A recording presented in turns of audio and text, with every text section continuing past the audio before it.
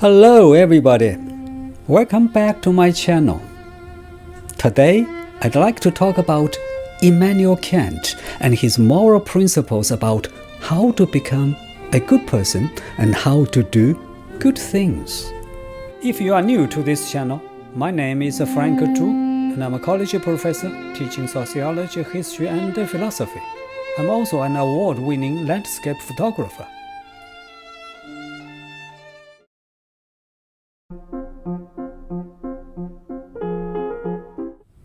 We all want to be morally good people, but different people have different moral values and judgments. Besides, many of us believe that how good we are depends on how others perceive us. We are good in the eyes of some people, not so in the eyes of others. For example, your boss at the workplace may speak highly of you as a good employee, but you may be a mean person in the eyes of your colleagues. So you will wonder whether there are universal rules or criteria by which we can judge everyone in the same way. A famous German philosopher by the name Immanuel Kant claimed that he had discovered rules by which we can judge the moral value of every human action, not depending on others. According to him, the source of morality is reason. Therefore, how good we are does not depend on how others see us. Our morality comes from within us. You are good as long as you have good moral principles and act on them. Don't worry about other people's opinions. By the way, I will make another video talking about his ethical theory in much more detail. If you are interested, please subscribe so you will not miss that video. Immanuel Kant is considered as the greatest Western philosopher since the ancient Greek times. He did comprehensive and systematic studies in many areas in philosophy, such as epistemology, ethics, and aesthetics, and he hugely influenced many subsequent philosophers in the West.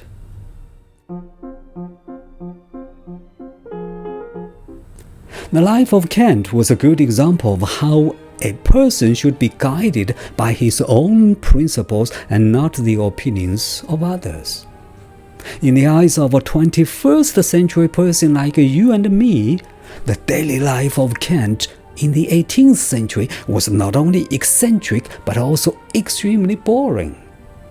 In his entire life, he never traveled more than 60 miles away from his birthplace in a small town in Germany.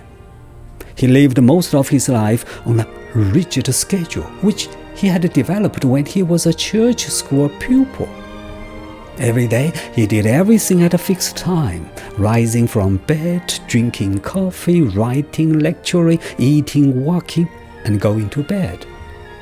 His neighbors did not need a clock to tell what time it was when they saw him stepping out and walking onto a small road. In fact, many of his neighbors set their clocks by the time when he took his daily walks.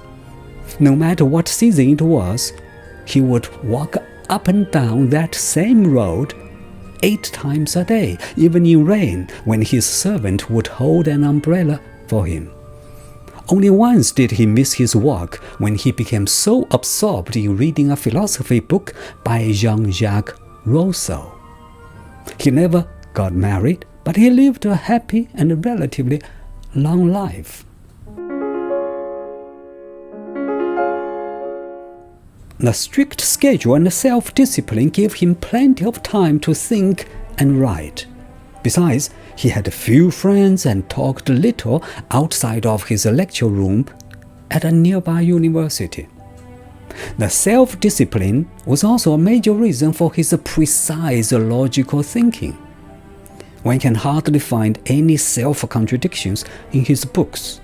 Speaking of his books, I have to say that almost all of his books are extremely difficult to read. partly because he relied on logical thinking and rarely provided examples, and partly because he often gave new meanings to Latin words or invented new phrases in German. If you, as a philosophy student, could finish a book by him, you would forever boast about it to your fellow students.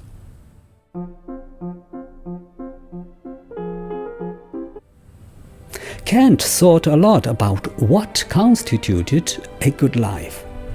According to him, a good life was composed of 4 ingredients: self-knowledge, morality, courage, and rationality. Kant also thought a lot about what made a person good. For him, you are good or bad depending on the motivation of your actions and not on the goodness of the consequences of those actions.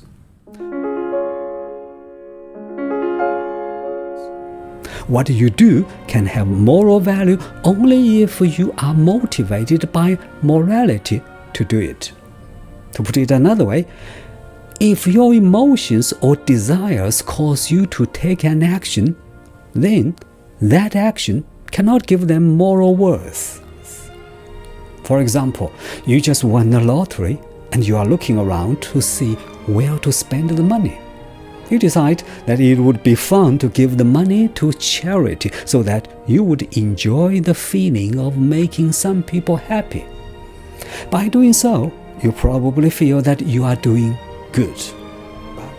But in the eyes of Kant, you are not a morally worthy person because you did this for your own sake, and therefore there is nothing admirable for selfish action.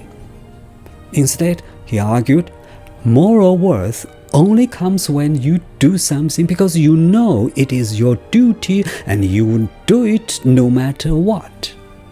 It is fine if you enjoy doing it, but it must be the case that you would do it even if you would not enjoy it. To be a good person, you must be good for goodness' sake.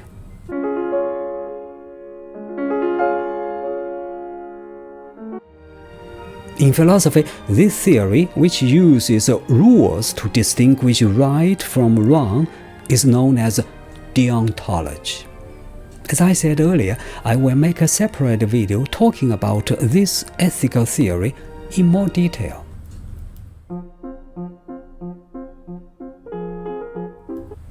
Immanuel Kant was a lecturer and later on a full professor at the University of Königsberg. He taught a broad range of courses in philosophy such as logic, metaphysics, and ethics. He also taught physics and mathematics. He even taught a popular course on physical geography.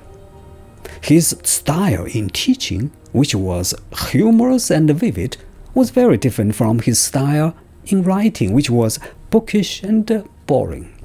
His lectures were so popular that it was necessary for his students to be an hour early in order to be sure of a place in the lecture hall.